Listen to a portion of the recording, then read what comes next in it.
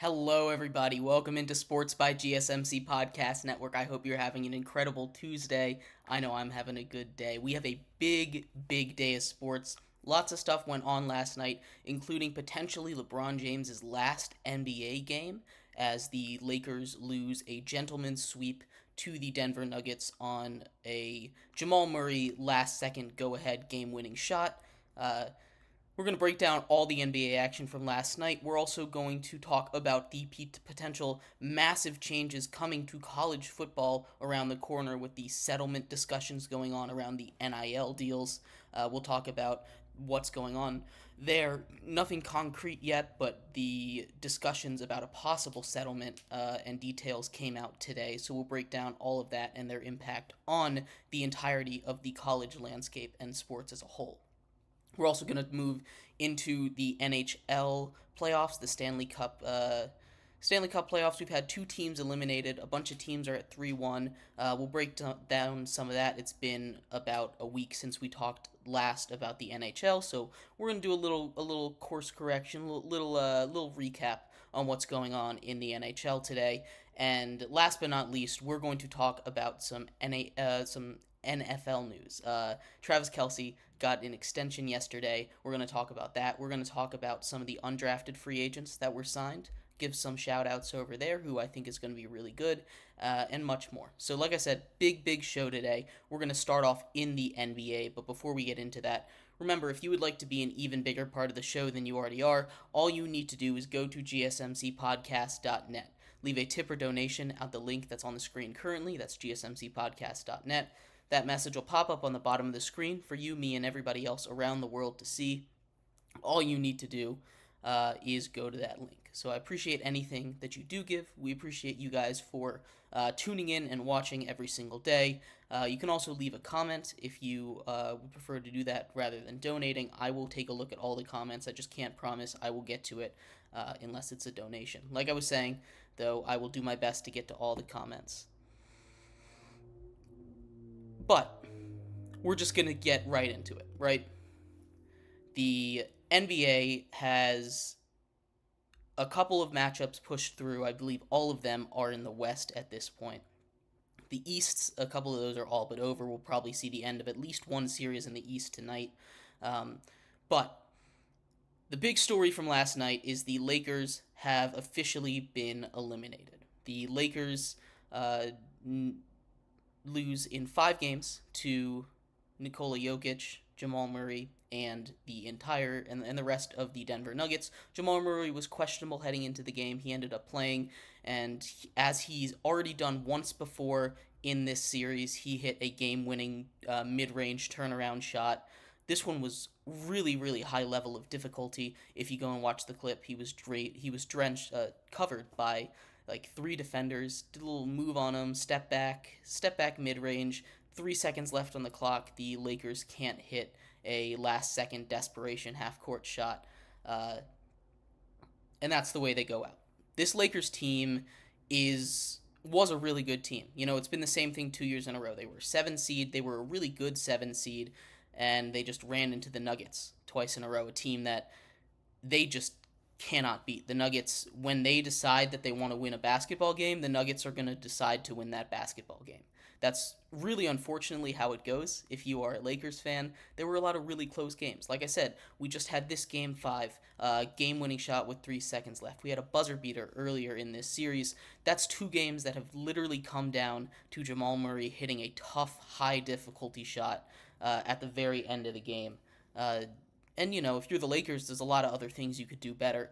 But you pushed the defending champions to what really felt like a much tighter series than it ended up being. It's a good win. Now, LeBron James was asked at the end what his plans are for next season. As this title suggests, it's the headline right now. LeBron's final game, possibly. I don't think it's his last game. You have your son coming into the league either this year or next year, most likely, and it's always been a goal of his to play with his son.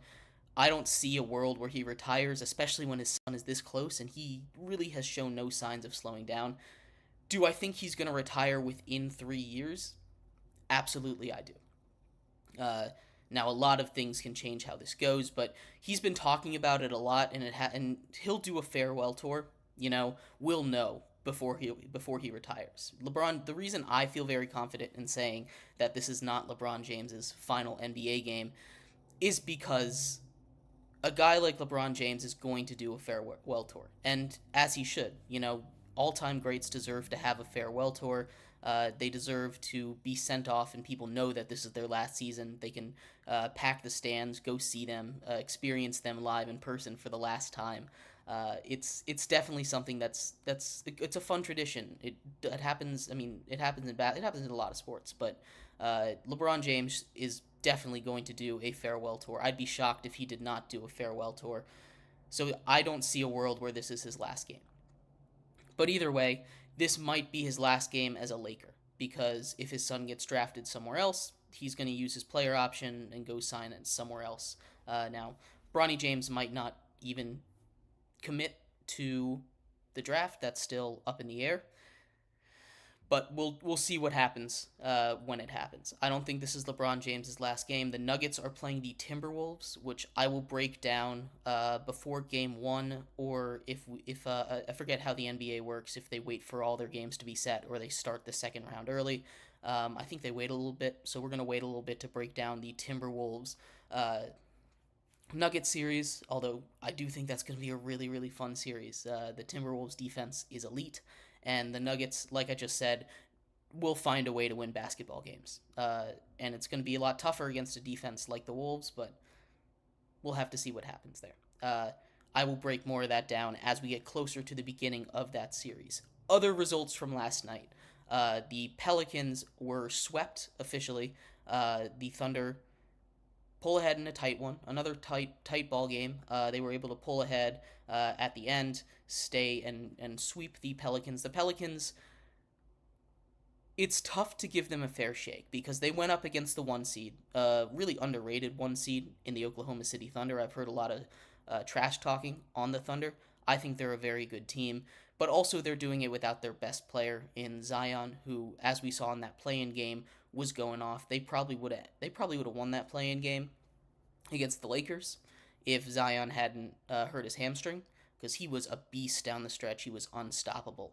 And it's just a shame. We'll see more of the Pelicans. They're still a really young team. They're not a team that's really at risk of being lost or losing a lot of key pieces. They have a lot of their guys locked up for the long term. Their core is still there. Like I said, they're still a very young team, and they have at least another couple years to run it back and make some noise. Hopefully we can get a healthy Zion in the playoffs, because as we saw in those play-in games, he's electric. He can step up to those moments. He can be that guy when the Pelicans need him to be that guy. A lot of things going on in the NBA. A couple game 5s tonight that could lead to eliminations. The Pacers are playing the Bucks. For the Bucks, both Dame and Giannis are game time decisions. I'd be shocked if they didn't play this game. I don't feel like they're gonna lay down and go down easy. So I expect at least one of them to play. Now they're dealing with injuries that can get re-aggravated, so you have to be careful with it. But I would expect at least one of those two to play tonight to give the Bucks a chance at home against the Pacers. Yeah, and then the other one that could be done tonight, the Knicks play the 76ers back in Madison Square Garden. The 76ers need to play with energy. They need to play every game like it's an elimination game, like they played Game 3. They just need to come out with more energy if they want a chance to win. Right now, the Knicks are out energying them, and that's really what's leading to these victories. They're putting more effort in, and the Sixers can't really respond to that effort. At least they haven't really shown the want to respond to that effort as much as a team like the Knicks have. They've played with a lot of grit, a lot of toughness, and they've really impressed me in this series. So those are two series that might end tonight. There's another game. We'll break all of the NBA action down tomorrow. But around the NBA, the second round is starting to shape up. And in the first round, you can kind of say that, hey, some of these teams are just cannon fodder to get to the actual good teams. Uh, we're starting to get some really, really good matchups. On paper, first round had a lot of good matchups. In reality, they didn't really pan out as well as they could have. We still have a really good matchup between LA and Dallas. That's going on. That's 2-2. The Heat are cooked. They're just cooked without Jimmy Butler against a really good Celtics team. Although Kristaps Porzingis did go down last night as the Celtics took a 3-1 lead. Curious to see how much that's going to affect them. I don't think it'll matter too much against a Heat team already down 3-1 without their best player. But when it comes to the second round and you're playing, the winner of the Cavs Magic, again, the Celtics got a pretty easy draw to the playoffs. I don't think the Cavs or Magic are going to match up very well against them, but without Kristaps Porzingis, it depends how bad it was. It wasn't supposed to be that bad of an injury from what I saw. They said it wasn't an Achilles, at least last night. I haven't heard any updates since then, but not having one of your five guys who's been really good all season, it's one of the few seasons he's been able to stay healthy. That's been really the main issue with Porzingis. If he can stay on the floor, he's been really good. He just hasn't shown the ability to stay on the floor. This season, he's been able to do that, and he's been a huge part of the Celtics team. It's going to be a lot tougher. I'm sure they'll get by the Heat. If Porzingis' injury really is that bad, it's going to be a little tougher to get by the Magic or the Cavs, depending on who takes that series. It really is a toss-up in that series right now. The Cavs offense can go cold, and if that happens, then the Celtics should win it. And the Mavericks, not the Mavericks, the Magic, they seem to struggle on the road pretty consistently. We'll have to see what happens in Game 5 of that series, see if the Magic can put something together on the road. But yeah, it's a relatively easy road for the Celtics to at least the Eastern Conference Finals, but once they get there, they're going to have to face most likely the Pacers or most likely the Knicks. Probably the Knicks is who I'd be taking out of that. Again, the East is not relatively strong this year, so losing Kristaps Porzingis this early might have a silver lining to where he can come back if they make the finals or even before then and propel them to a championship. So it's not necessarily a bad thing because it doesn't sound that bad. It sounds like he'll be back in the playoffs if they advance far enough. But just something to keep an eye on if the Celtics do start to struggle. He is a big guy, plays with a lot of size, can really stretch the floor. So he's important to that offense, to that team. So Kristaps Porzingis did get hurt. I'm not too worried about the Celtics, though. And I don't think too many other people are either. But anyway, in segment 2, we're going to transition out of basketball. We are going to move into discussions about the NCAA and a lawsuit that they are currently in the process of fighting/settling. Lots of news coming out around that whatever happens with that is going to shake up, the entire collegiate sports landscape. That is a landmark case. It's an antitrust NIL case. It's going, whether they settle or or whatever happens in court. That's set for January of 2025. It is going to shake up the entire sports world, and it's going to dismantle how we know how things are done in collegiate sports right now forever. So this is a huge case to pay attention to if you are interested in college sports. If you're a college athlete, pay attention to this because this is something that's really important. So we'll break down all the news that we know about that came out earlier today, and more coming up next on Sports by GSMC Podcast Network. I feel like I'm losing my mind. Is everybody in the world blind? Please, Lord, give me a sign, a sign. I feel like I'm losing my mind. Is everybody in the world blind? Please, Lord, give me a sign, a sign. wanna be the greatest. Everybody on the fake shit. I look around and feel like everybody is the fakest. I make this every day and I'm impatient, hoping one day I blow up from the basement. Statement, the top is so vacant. I don't hear shit that I think is amazing. Waiting for my day when I'm playing sold out shows where 1,000 faces. Hey, give me that crown, get in my way and to be put down. It ain't your place, I'll diss my town. If I want that shit, then I'll get it right now. I'm losing it, the noose it fits. I'm losing shit, a stupid myth. You choose to live or choose to dip. You choose to fight or lose your grip and lose a gift. Oh, I feel like I'm losing my mind. Is everybody in the world blind?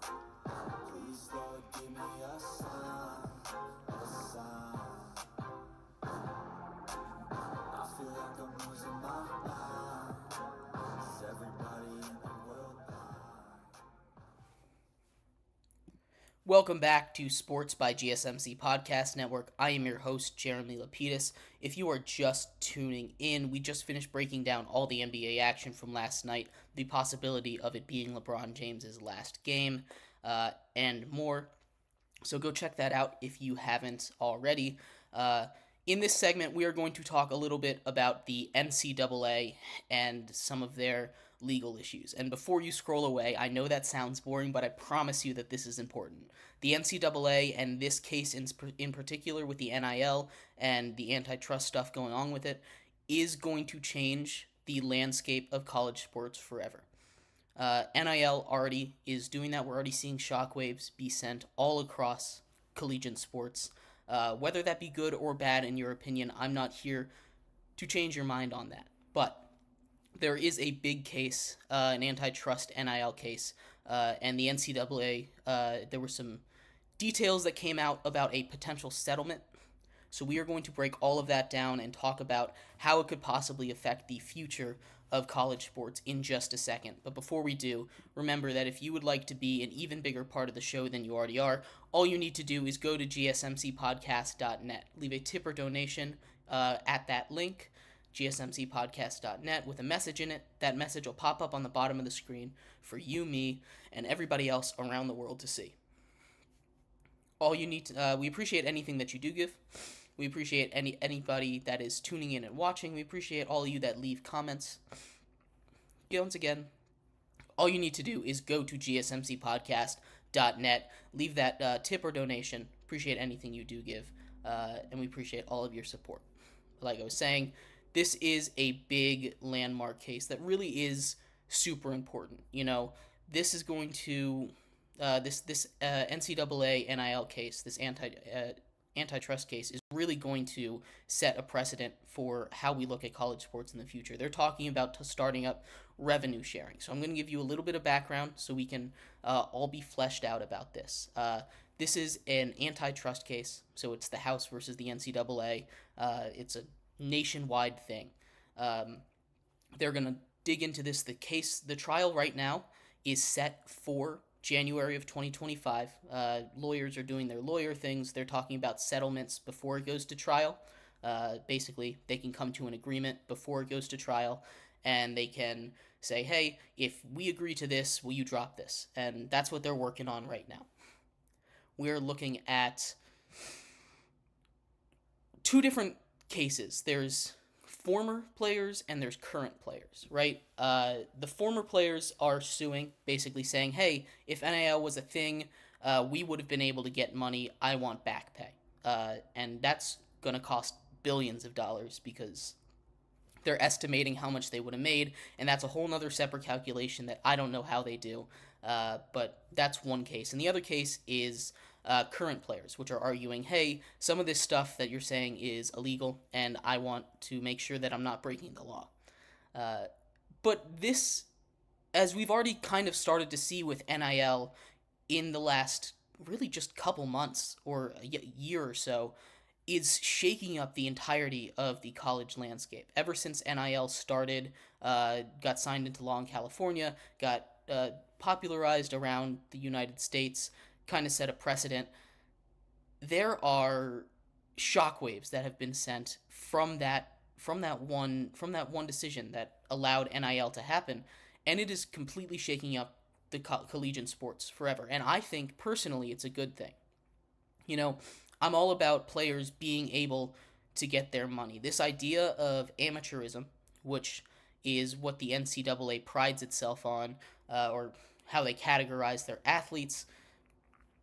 It was basically a term that was made up by the NCAA. We don't realize that now because the NCAA did such a good job. Their former commissioner did such a good job of, I don't want to say brainwashing, but of integrating that term into what it means today, or what we picture amateurism as today, rather than what it originally was.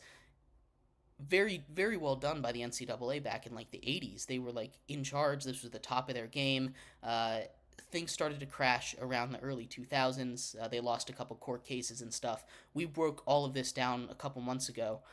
We did a little timeline of the NCAA when we were talking more about NIL stuff. But this potential settlement is talking about starting revenue shares for college sports.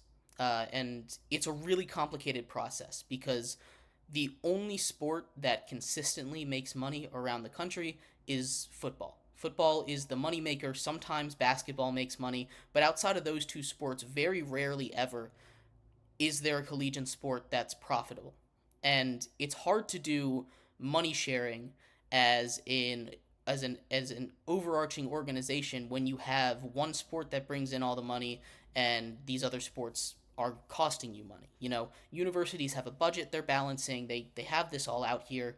And also it goes to the case of Title IX, because if you're doing revenue sharing with football players, there aren't a lot of women's football team. How are you making sure that Title IX stays in order? Are you separating football from the rest of the NCAA? There's a lot of complex questions to be answered with this. But right now, what the settlement is potentially looking like, and the article was very clear.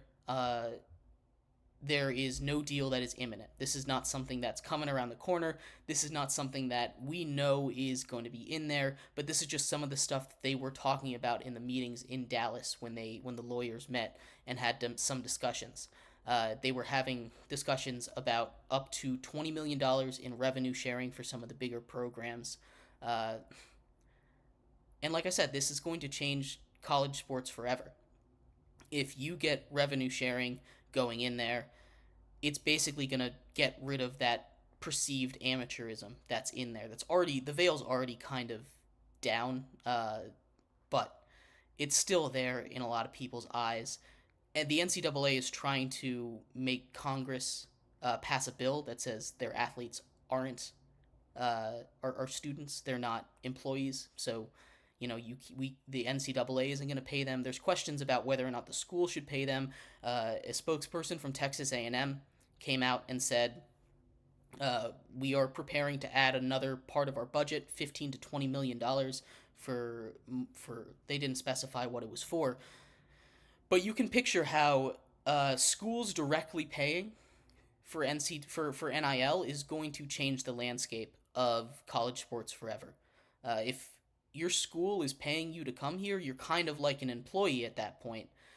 And, as much as NIL is a good thing, I feel like there has to be some kind of boundary drawn. My personal opinion on NIL is it's called name, image, likeness, right? And I'm all for athletes being able to get paid to go do commercials and stuff, to go sign autographs and stuff. That's something that athletes used to get in trouble for, a paid autograph thing. They would get in trouble for doing that. It's their name. There's no reason why they shouldn't be able to make money off of it. It's their image. It's their likeness. There's no reason why they shouldn't be able to make money off of it. Where I start to draw the line is with the schools paying them, like straight out of pocket from the schools. And the reason that I start to draw the line here is because they're still students, right? These are kids that you go to class with every day. I'm sure all of you watching, if you have been to college, have had a class with an athlete. Maybe you didn't know that, but I guarantee you have a class. I'm in 4 classes this semester. I have at least one athlete in every single one of my classes, sometimes more than one. These are just students. These are regular, everyday people. These aren't your LeBron Jameses that are towering over you. Every once in a while you'll get a guy like that, but they're just students. They're just going to school like normal, and sometimes they're there for just football. But if the school starts paying them, it kind of takes away some of that uh, student part, and they're just there to be athletes. And then it can go into a spot where, hey, they're here. They're not even here for an education anymore. They're paying me. They're not gonna kick me. I mean, it kind of takes away a lot of incentives. In general, I'm a big supporter of NIL. I want athletes to get all their money. I want players to be able to go and do whatever to go get paid to do whatever the business. If a business wants to do a commercial, I want them to be able to do that. I want them to be able to go make money off of their autographs. It's their name. They're the only one. They're the ones that should be able to make money off it. They shouldn't be punished if someone wants to give them $20 to sign a hat. You know, stuff like this is ridiculous, and it needs to be gone. But also, there has to be a line somewhere, because there comes a point where they're no longer student athletes, they're athletes only. And that line starts to get blurred when the school starts to pay. There's a lot of things that can come out of this case. The NCAA could go bankrupt. You know, that back pay is a lot of money. It really is a lot of money that they might have to pay if they lose this case. Not until January 2025, so there's going to be a lot more details coming out about this. But I really think this is an important case to keep an eye on because of how much it can actually affect the way collegiate sports are set up. We've talked a lot when it comes to NIL about the end of the NCAA, because the NCAA needs to evolve to be able to deal with the new NIL rules, and this is going to help them do it. This ruling, this is going to give them a definitive, hey, this is what you're allowed to do, this is how it's going to be done across the whole country. So it's good that the line is getting drawn, but you need to be careful where that line is drawn and what the parameters are for that line, what that box is going to be. You have to stay inside this box. What's on the outside of the box? You need to make sure that you make that very clear.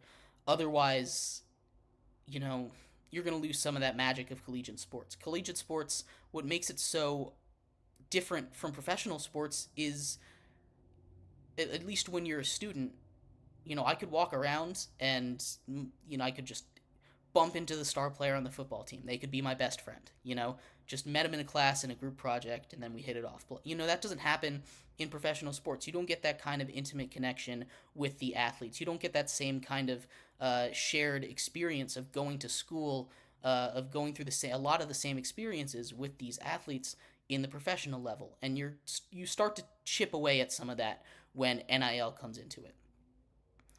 It's just a little bit of a line that I start to draw. Again, it's not the end of the world, I don't think.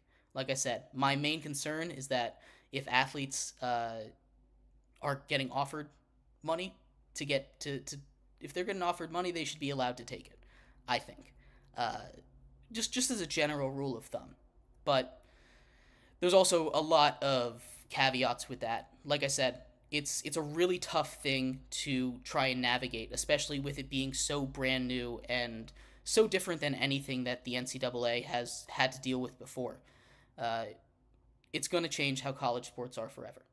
And I'm ready for change to happen. I hope the NCAA is ready for change to happen, because it could go as poorly as the NCAA disbanding, and it could go as good as seems like the status quo never changed. You know?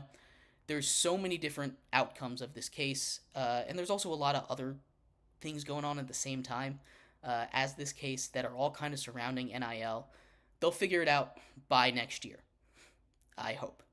Because if this drags on for too much longer, it is going to destroy the NCAA from the inside out. We're already starting to see it with some of those revenue sports.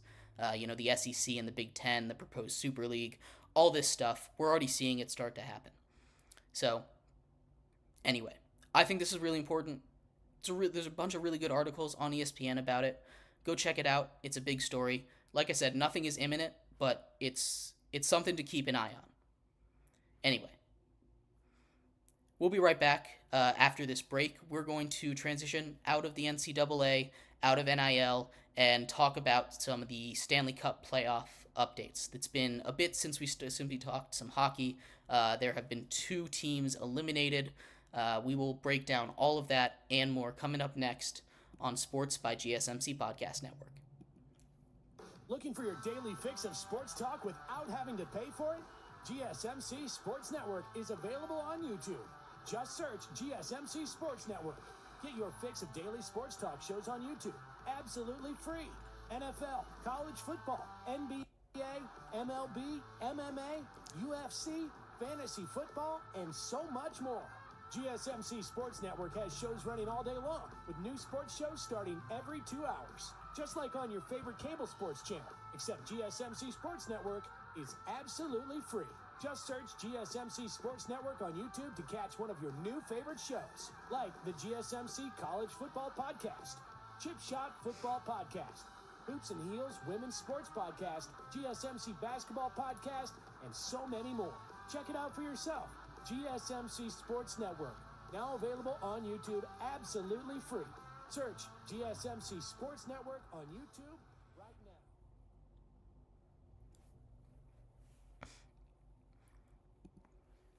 Welcome back to Sports by GSMC Podcast Network.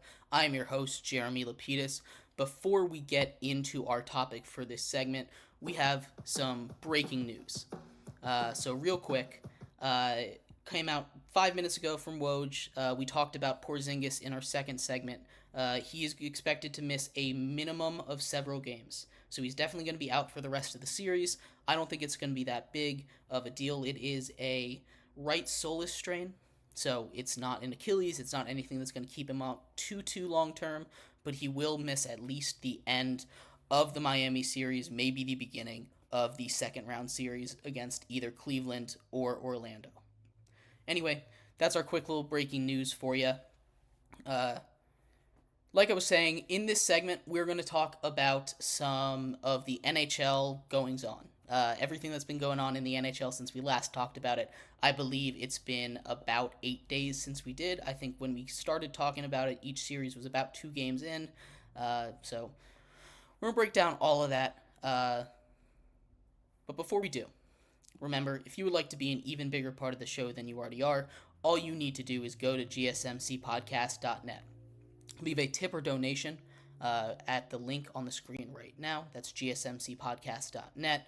If you leave a message with it, that message will pop up on the bottom of the screen for you, me, and everybody else around the world to see.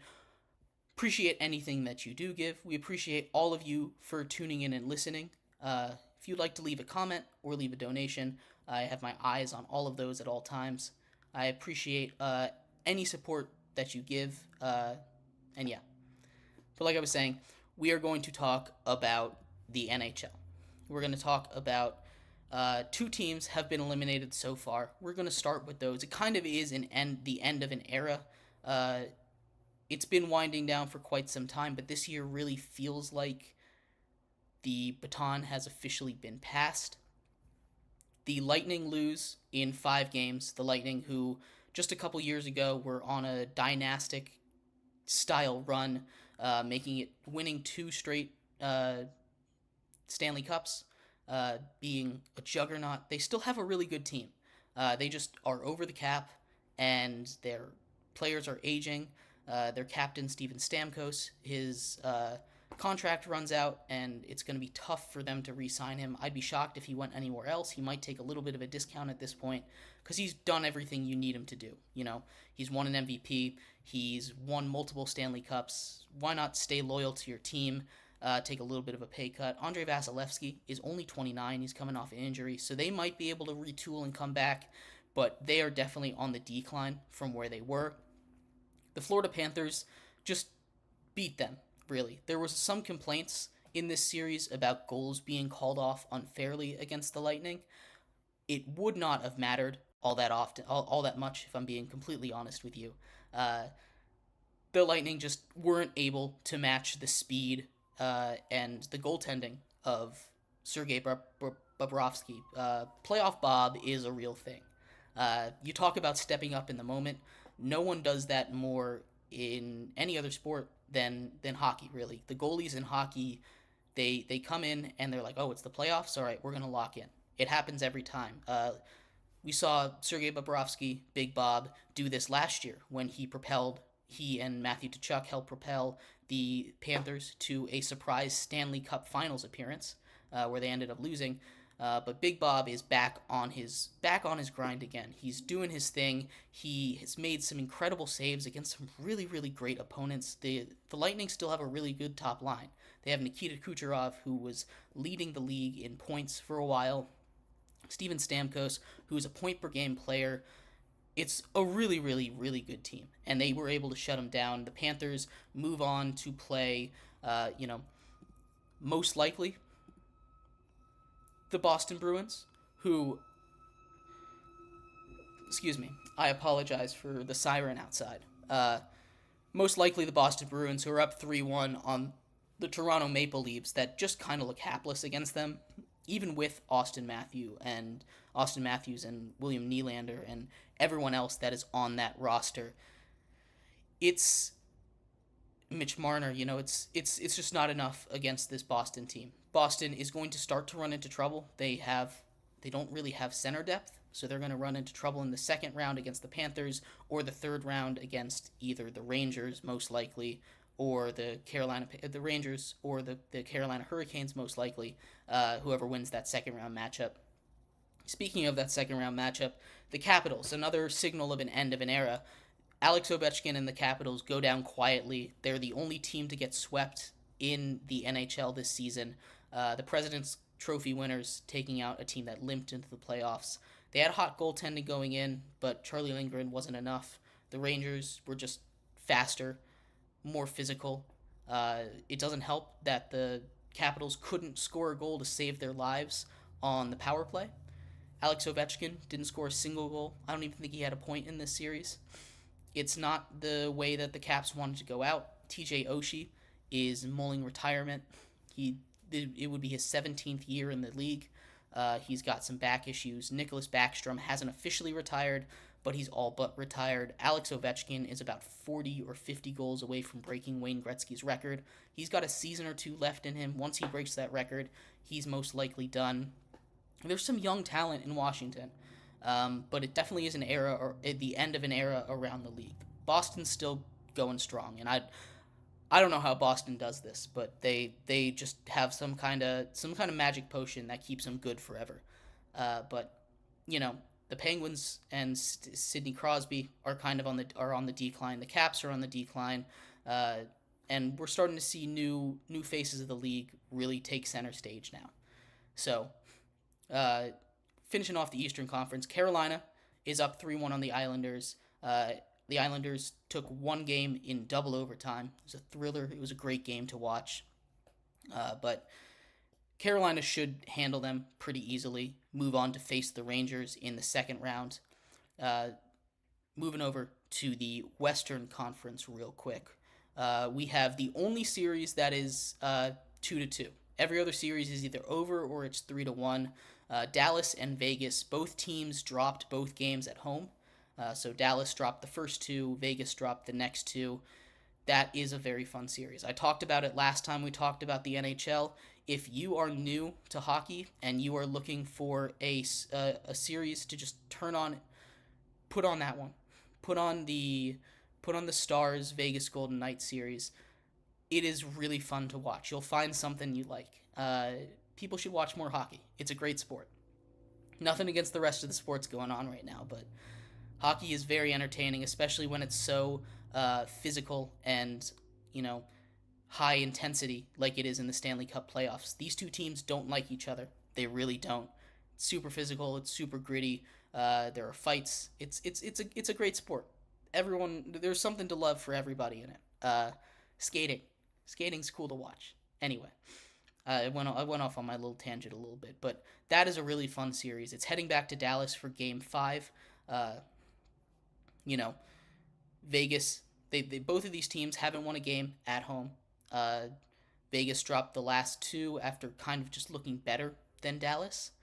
We'll see what happens. This is a really fun series. I don't want it to end. I want them to keep playing forever because they're really evenly matched. It's a shame that one of them has to lose in the first round because, God, they're both so good. This is a rematch of last year's Western Conference Finals, so there's a reason.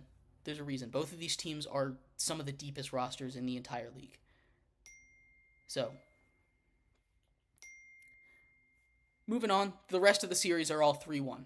Nothing is decided in the West, but some of these series are more over than it looks than others are. Colorado at Winnipeg. Colorado is up 3-1. Connor Hellebuck just hasn't been able to be himself. Connor Hellebuck, the probable winner of the Vezina Trophy, which is best goalie in the league, he has not been very good this playoffs. Colorado has scored at least 5 goals in every game, and Connor Hellebuck's save percentage has been sitting around 87%, which is not good for a goalie. You want to be sitting around at least 900 at least 90% save percentage is at a minimum. So Winnipeg, unless they can figure out goaltending, is all but done. Colorado's offense is just too much to handle. Vancouver at Nashville, again, without Thatcher Demko, Nashville was still unable to win that game. Casey DeSmith got his first win in the playoffs. He played a really solid game. It's been a really low shooting game. Lots of block shot, low shooting for both teams. Lots of block shots. Vancouver's up 3-1. I expect them to hold on to that. And then Edmonton is just overpowering the Kings. It's not even close. There's not a lot of analysis there. It's not close. Edmonton is just a much better team than the Kings. Their offense is too much for the Kings to handle. Even when the Kings get a little bit of a lead, like they had in Game 3, I believe, is the one I won. I think Game 3 is the one they won. They had a lead. It was like a 3 or 4 goal lead. Edmonton came all the way back to send it to overtime, and the Kings were able to pull it out there. But Edmonton's offense is just a little too much for the Kings to handle. I'll do more updates. We'll do a whole round 2 review whenever that is ready to start. Same thing with the NBA. But for now, we are going to move back into football.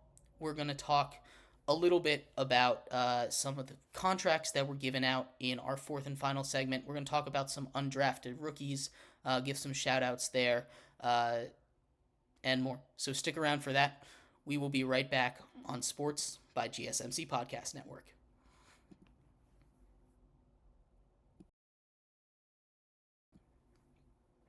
For the best and latest podcasts available anywhere, go to the podcast app on your cell phone and type in GSMC to access free content-rich podcasts on health and wellness, book reviews, sports, entertainment, relationships, social media, movies, technology, finance, and even weird news. Subscribe and download the GSMC Podcast Network's family of shows, available everywhere podcasts are found.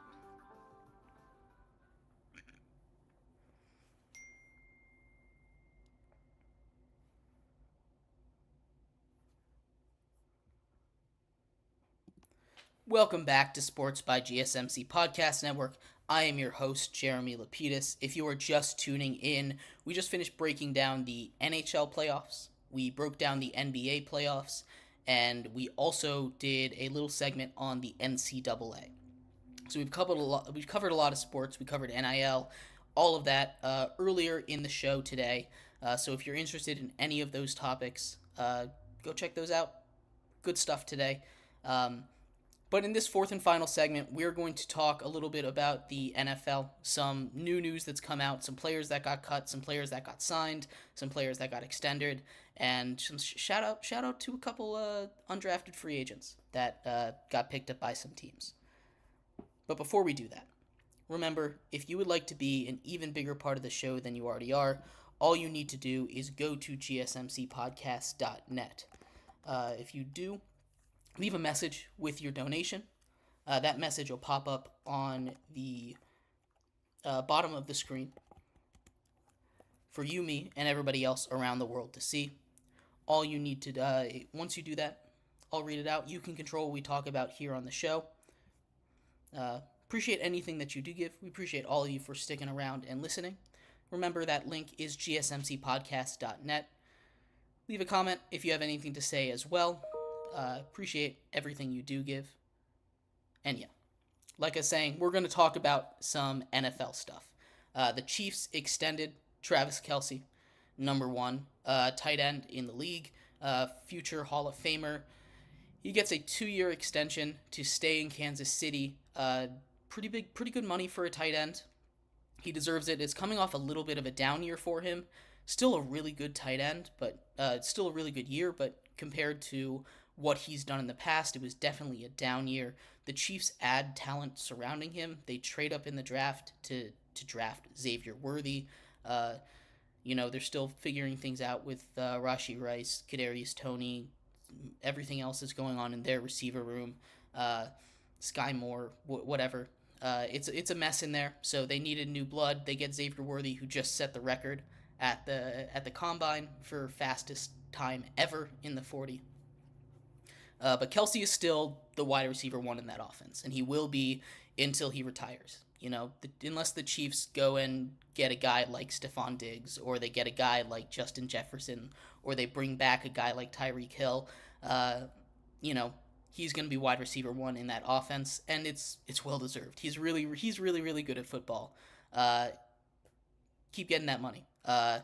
Outside of that, some other wide receiver news: Michael Gallup, former Cowboy, was signed on a 1-year deal to the Raiders. The Raiders bring in Michael Gallup to be opposite of Devontae Adams, have Jacoby Myers in the slot, Michael Mayer and Brock Bowers at tight end. This move does signal more to me that they're closer to being done with Michael Mayer than they just wanted to play around with Brock Bowers. It's going to be tough to have 2 tight end sets when you have 3 receivers that you'd like to get on the field. Brock Bowers is a very special talent. You could always go 5 wide, play a lot of shotgun offense. I'm not sure if that's what the Raiders want to do. It doesn't seem like what the Raiders kind of style is. I don't know what Antonio Pierce is thinking. They did let Josh Jacobs go, so maybe they're going more pass-happy offense. Let Gardner Minshew or Aiden O'Connell cook a little bit, but you'd think they'd go out and get a quarterback if that was the case in the draft. I don't know. It's a little head-scratching for the Raiders. Michael Gallup is a good receiver, don't get me wrong, and he's a good guy to have on your team. He's a great jump ball receiver. Throw it up to him down the sideline. He'll make a play every once in a while, but team construction-wise with the draft and everything that goes alongside that, it's a little bit confusing for the Raiders to decide to make this move now. Now, like I said, he's a good receiver. He should help out the team. My projection is Gardner Minshew starting, and he's a gunslinger. So you go 5 wide with him. Could be fun. It could be a fun offense to run. Do I think that's actually what's going to happen? No, definitely not. But it could. You never know.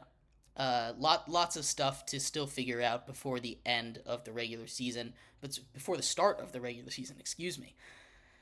The Chiefs, going back to the Chiefs there, really that whole division, I think, had a really good offseason so far. The Chargers kind of had they had a good draft. They got Joe Alt, and then they got Ladd McConkey, who's a solid receiver in the 2nd round.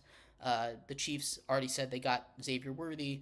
I really like the Raiders draft. I've heard a lot of people hating on the Raiders draft. I'm a big fan of what they did. They got 2 first-rounders, and they only had 1 first-round pick. So get the best available. Those guys will make plays. Special players make special plays, But anyway, the Broncos did not have a good draft. They're trying to get ahead. Sean Payton said something today or yesterday about why they wanted Bo Nix. They said, we baited Minnesota to go get J.J. McCarthy. We wanted Bo Nix all along because he showed up with a football in his bag, basically. And he's getting ahead of it. He's trying to show support for the quarterback they drafted. It's fine. I don't believe in Bo Nix. He's going to be the starter. He'll get a shot. Go prove me wrong. I hope you do. I always hope for success. Unless you're on the Eagles, then I don't. But we get bias out of the way here on the show. We want everyone to be successful here. Overall, I mean, it's important to extend Kelce. The Raiders made a couple interesting moves, and Broncos too. Chargers, I like their draft. I think they might have had They might have had the best one in that division, but that's besides the point. I just wanted to real quick before we end our show give a little bit of shout out to some guys that got undrafted free agents out of my school, James Madison University. Jeremiah Croma and Ronnie Brown. Ronnie Brown, receiver, and Croma, defensive lineman. They both got invited to camps, or Reggie Brown signed. They both signed contracts as undrafted free agents. Brown signed with the Kansas City Chiefs, and Croma signed with the Chicago Bears. Congratulations to them. They're really good. If you haven't watched some JMU football, that defensive line was disgusting. Jamari Croma was a huge part of that defensive line. He anchored the middle until Jalen Green got hurt, and then he moved to the outside and was an effective edge rusher. Reggie Brown was a really good speed receiver. You wouldn't think that. He's really big for a speed guy. He had a 202-yard game against UConn. He's very good. Good luck to them. I think Ronnie Brown could be really, really good with the Chiefs. But good luck to all the undrafted free agents out there. Go make a name for yourself. Go show the world you should have been drafted. Anyway, lots of good stuff going around the NFL today. All around sports. Go watch some football. Go watch some basketball. Go watch some hockey. It's gonna be fun tonight. We will be back here, same time, same place tomorrow with all of the most important sports news. I will see you then. I've been Jeremy Lapidus, host of Sports by GSMC Podcast Network. Hope you have a great rest of your day. Bye-bye.